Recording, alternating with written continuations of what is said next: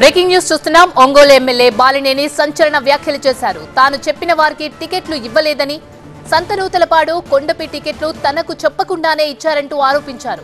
అసంతృప్తితో రాజీనామా చేయడం ఎంతసేపు పట్టదు, సమస్యలన్నీ సామరస్యంగానే పరిష్కారం అవుతాయన్నారు. ఎర్రగొండపాలెం అభ్యర్థిని గెలిపించుకునే బాధ్యత తనది. ఎంపీ మాగుంటను వైసీపీ నుంచే పోటీ చేయించాలని ప్రయత్నిస్తున్నామన్నారు.